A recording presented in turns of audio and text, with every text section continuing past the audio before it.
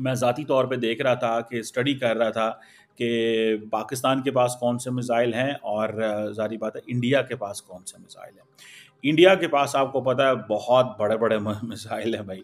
ठीक है जी, starting from inter continental ballistic missile से लेके मतलब उनके पास तो मैं आपको डिटेल दे सकता हूँ कि जो उनकी DRDO जो defence research and development organisation है और उनकी जो स्ट्रेटेजिक फोर्सेस कमांड है जो इसको देखती है। इंडिया के पास आपको पता है न्यूक्लियर ट्राइड भी है, लैंड एयर सी बेस्ड डिटेरेंस मौजूद है।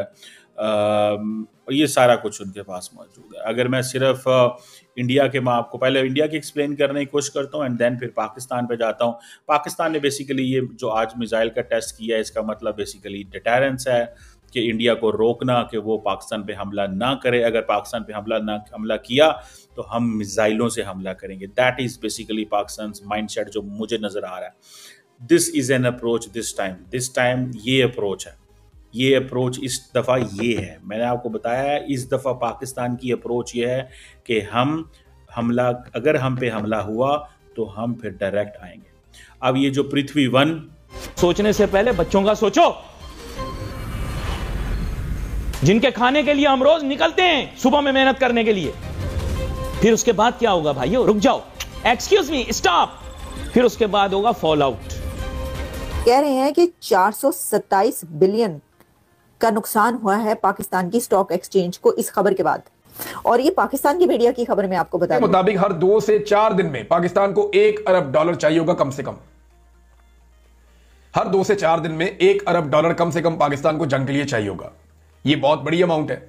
अगर पाकिस्तान एक बड़ी वॉर में इंडिया के साथ चला जाता है तो खर्चा इससे भी ज्यादा बढ़ जाएगा। पाकिस्तान की हालत बद से बदतर होनी अभी से शुरू हो चुकी है। बेवकूफ़ी किसकी थी रात 2 बजे प्रेस कॉन्फ्रेंस करवाने की, और इसका हमें क्या फायदा हुआ?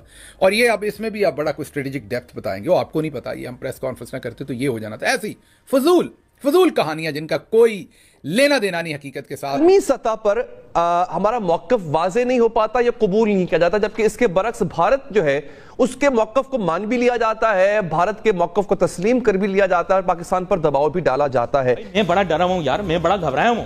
150 किलोमीटर की रेंज है इंडिया के पास, जो शॉर्ट रेंज मिसाइल प्रोग्राम पहले मैं आपको बता देता हूँ। फिर जो पृथ्वी 2 है 250 to 350 किलोमीटर है, ये न्यूक्लियर कैपेबिलिटी है। इसको एयरफोर्स और इंडिया की आर्मी इस्तेमाल करती है। फिर देयर इज़ ए प्रहार दैट इज़ 150 से लेके 500 किलोमीटर जिसकी रेंज है, जिस तरह ये अभी पाकिस्तान ने ये जो अब्दाली का किया है। सो ये शॉर्ट रेंज मिसाइल बैलिस्टिक जो मिसाइल है, सो ये टैक्टिकल मिसाइल है इंडिया का, जैसे मैं आपको बता रहा था। और इसी तरह एक प्राले है जो 150 से 500 किलोमीटर, एक कौज़ाए ballistic precision strike capable missile India के पास मौजूद है। इसी तरह इंडिया के पास ये जो शॉर्ट रेंज मिसाइल हैं ये लेस देन 1000 किलोमीटर है। Keep this in mind. जो इंडिया के मीडियम रेंज मिसाइल हैं, मीडियम रेंज बैलिस्टिक मिसाइल हैं, वो 1000 किलोमीटर से ऊपर 3500 किलोमीटर की विंडो में है। Short range less than 1000 kilometre, जो मीडियम रेंज बैलिस्टिक मिसाइल हैं भारत के, वो 1000 से 300-500 किलोमीटर, जिसमें टॉप पे आता है अग्नि 1, जिसकी जो 700 से लेके 1200 किलोमीटर तक न्यूक्लियर कैपेबल है। इंपॉर्टेंट। अच्छा, इंडिया की शॉर्ट रेंज भी न्यूक्लियर कैपेबल है, जो टैक्टिकल मिसाइल जिसे कहा जाता है। ठीक है जी, वो जो 250 से 350 के लिए ना, वो छोटा मिसाइल भी इंडिया मार सकता है, जिस तरह पाकिस्तान शायद नसर की बात करता है कि खैर उस पर भी आते हैं। तो ये अग्नि 1 700 से 1200 किलोमीटर तक न्यूक्लियर कैपेबल है, यानी कि इसमें भारत जो है वो चाहे तो अपने वो न्यूक्लियर के उसके वो लगा सकता है। दूसरा जो अग्नि 2 है, ठीक है जी, दैट इज़ 2000 से लेके 2500 किलोमीटर तक है, और ये न्यूक्लियर कैपेबल है ये भी। Keep this in mind. So 2000 से 250 किलोमीटर ये, लेकिन ये भी न्यूक्लियर कैपेबल है। So keep this in mind कि ये जो भारत की अप्रोच है ना, कि 2 अग्नि 1 अग्नि 2 एंड देन अग्नि पी, इसे बोलते हैं अग्नि प्राइम के नाम से, दैट इज़ 1000 से 2000 किलोमीटर तक है। ये इसके अंदर मैनूवरिंग कैपेबिलिटी है और इस तरह की चीज़ें हैं। देन जो तीसरी रेंज ऑफ मिसाइल है इंडिया के पास, that is known as intermediate range ballistic missiles, जिनकी रेंज 3000 से 5500 किलोमीटर तक है। सो इसमें अग्नि 3 है जो कि 3000 से लेके 3500 किलोमीटर न्यूक्लियर कैपेबल है। ठीक है ना जी। तो इस चीज़ को थोड़ा सा we have to understand. And then Agni 4 है 3500 से लेके 4000 किलोमीटर। तो ये इंडिया के मीडियम रेंज है। पाकिस्तान की टोटल रेंज 2750 है। सो इंडिया के जो मीडियम रेंज है वो 4000 किलोमीटर तक जा सकते हैं। पाकिस्तान के पास जो टोटल है ना, so India is way ahead of Pakistan. Medium देखें तो आप वो कहते हैं जी शाहीन 3 हमारे पास है, ठीक है जी, उस पर भी मैं आता हूँ। I will keep that, Pakistan की डिस्कशन को मैं अलग रखता हूँ। सो इसको जरा आप समझें कि अग्नि 1, अग्नि 2, अग्नि 3, ये तीनों जो मिसाइल हैं ये 700 से शुरू होके ये मीडियम रेंज जो थे ये 2000 किलोमीटर तक जाते हैं। फिर इंटरमीडिएट रेंज बैलिस्टिक मिसाइल हैं जो 3000 से शुरू होकर 4000 किलोमीटर तक जाते हैं। सो हमारा तो मुश्किल से जो इंडिया का मुकाबला है वो अग्नि 3 तक हमारे पास है, जो शाहीन 3 है। इंडिया के पास अग्नि 4 भी मौजूद है, दैट इज 3500 से लेकर 4000 किलोमीटर। इंडिया का ये कहना है या इंडिया का ये मानना है, जो कि अमेरिका का भी मानना है, कि पाकिस्तान के पास इससे भी लॉन्ग रेंज मिसाइल मौजूद हैं, लेकिन पाकिस्तान उनका टेस्ट नहीं करता। This is what they believe. और टेस्ट इसलिए नहीं करता, सैंक्शंस लग जाएंगी दिस एंड दैट, क्योंकि इंडिया के ऊपर कोई सैंक्शन नहीं है, ऑल सैंक्शंस ऑन पाकिस्तान। क्योंकि वो कहते हैं कि पाकिस्तान अगर यहाँ से मिसाइल मारेगा तो तल अवीव इजराइल जाता है, सो स्टॉप पाकिस्तान। तो अमेरिका ने कई दफ़ा ये कहा है कि हम पाकिस्तान जो है उसके जो मिसाइल हैं वो हमारे लिए हमारे नेशनल सिक्योरिटी थ्रेट है।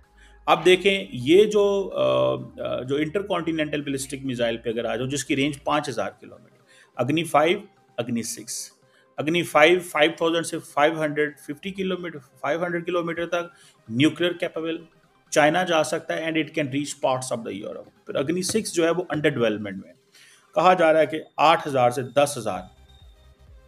इंडिया को फ्रीडम है इस मामले में, मैं बार बार बोल रहा हूं, India has a freedom to make 10,000 kilometre long missile. हम नहीं बना सकते। समझ रहे हैं आप क्यों नहीं बना सकते? बिकॉज वो कहते हैं जी कि आप एक मुस्लिम मुल्क हैं और आपकी जो आज़ादी, मुस्लिम मुल्क होने के नाते आपके ये मसले मसाइल हैं। समझ रहे हैं आप बात को? तो इस चीज़ को कीप दिस इन माइंड। सो इस तरह इंडिया के पास सबमरीन लॉन्च बैलिस्टिक मिसाइल भी मौजूद है, K-15, ठीक है जी, वो 750 किलोमीटर है, जो इनकी जो अरहंत क्लास सबमरीन है उसके ऊपर लगते हैं। फिर इनके K-4 है जो कि इनकी 3500 किलोमीटर, कहा जा रहा है कि ये इंडक्शन उसकी कर रहे हैं, ठीक है जी। इस तरह K-5, K-6 भी है, वो भी 5000, मतलब उनकी सबमरीन भी 5-5 किलोमीटर पे मारती हैं, ठीक है, हमारे नहीं है। उनके पास क्रूज मिसाइल हैं, वो इज डिफरेंट कैटेगरी, जो ब्राह्मोस हैं, जैसे सुपरसोनिक क्रूज मिसाइल है, 290 से 500 किलोमीटर रेंज है, लैंड, एयर, सी। रशिया, और आपको याद होगा इन्होंने अगले दिन रिसेंटली इन्होंने फिलिपाइन को ये मिसाइल बेची, अब सुना इंडोनेशिया को भी बेच रहे हैं। और इसी तरह ब्राह्मोस की फिर आगे वो हैं। फिर इनके पास एंटीशिप मिसाइल है, ब्राह्मोस एंटीशिप वेरिएंट इनके पास है, और भी एक बड़ी तादाद है। फिर इनके पास air to air and surface to air missile भी मौजूद है, वो डिफरेंट कैटेगरी है, वो पूरी की पूरी आप उसमें जा सकते हैं, वो आस्त्रा। फिर फ्रेंच ओरिजिन इनके हैं जो राफेल में लगाते हैं, ठीक है जी। तो इस तरह की जो चीज़ें हैं वो मौजूद हैं। और ये जो हाइपरसोनिक एंड फ्यूचर मिसाइल के ऊपर भी काम कर रहे हैं। मैंने आपको क्या बताया, वी आर नॉट अलाउड, ये हमें नहीं अलाउड है, हम नहीं कर सकते। आप करेंगे, पाकिस्तान करेगा, आपको शामों पिलना उन्होंने भाड़ लेना, इधर आओ ना, उसी कड़े चक्कर इस कर रहे हैं। इंडिया को ये चीज अलाउड है because India is a partner of the west. उन्होंने कहा था कि 24 से 36 घंटों के अंदर अंदर जंग छिड़ जानी। ये तकरीबन अब उस बात को गुजरे हुए 45 घंटे हो गए जब उन्होंने प्रेस कॉन्फ्रेंस की थी। तो 24 घंटे भी गुजर गए और 36 भी गुजर गए, तो जंग नहीं छिड़ी।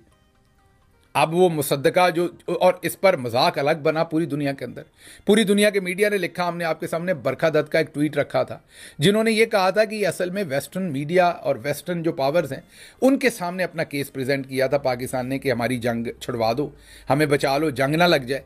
तो उनको ये पुरानी प्ले बुक है, उन्होंने कहा था और उनके सामने अपना मुद्दा रखा था। अब जंग तो नहीं लगी, लेकिन 427 अरब रुपए, जी हाँ, जो मीडिया रिपोर्ट कर रहा है, सोशल मीडिया रिपोर्ट कर रहा है, वो फिगर आपके सामने रख रहे हैं कि 427 अरब रुपए इन्वेस्टर्स के जो है वो स्टॉक एक्सचेंज में डूब गए।